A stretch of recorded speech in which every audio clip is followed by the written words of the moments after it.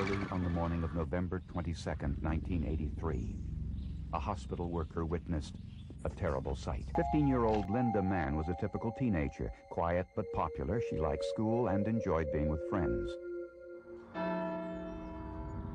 On a cold November evening, Linda left her home in Narborough to walk the mile or so to her friend's house. When Linda didn't return home by midnight, her frantic parents called the police. Her clothing was in a safe disarray, her jeans removed, and her underclothes were strewn about. It was a cold night, and she'd got a scarf around her neck, and the scarf had been used to strangle her. The conclusion was that she was strangled and then raped. A semen sample taken from Linda's body turned out to be an extremely important piece of evidence. It came from an individual with type A blood and a PGM1+ enzyme profile. Police questioned thousands of people about Linda Mann's whereabouts on the night she was killed. The investigation dragged on for months, then a year. Life in the small village of Narborough was beginning to return to normal, until the afternoon of July 31st, 1986. Another 15-year-old schoolgirl, Dawn Ashworth, was walking home from her part-time job at a newsstand. Instead of taking the main road, she took a shortcut down the thickly overgrown footpath called 10-Pound Lane. When Dawn didn't return home by 9:30 that night, her parents called the police. Another teenage girl was missing. Dawn Ashworth went missing last night. We've all hoped and prayed that this was not a repeat of the Linda Mann case, yes. Semen samples taken during Dawn's autopsy revealed that the attacker had the same blood type as Linda Mann's murderer. Dr. Alec Jeffries, a geneticist, had been researching hereditary diseases when he accidentally discovered an amazing technique called DNA, or genetic profiling. Dr. Jeffries' breakthrough technique for analyzing DNA is called restriction fragment length polymorphism, or RFLP. It can identify an individual based on just a small amount of their DNA.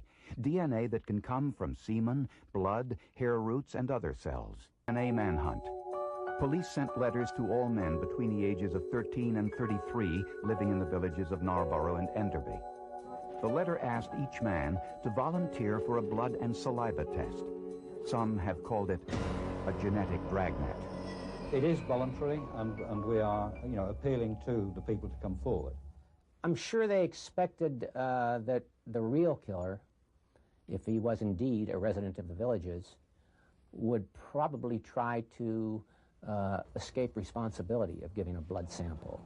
DNA testing would only be performed on those who had the same blood type as the killer, which was about 10%. The trap was now set. A DNA manhunt to flush out the killer of Linda Mann and Dawn Ashworth. It was a bold plan. More than 5,000 men voluntarily gave blood and saliva samples. But one worker at this local bakery didn't. His name was Colin Pitchfork, and didn't want any further involvement with the police. So he persuaded co-worker Ian Kelly to take the blood test for him. Kelly lived outside the area and wasn't asked to take the test himself. Kelly was the perfect foil.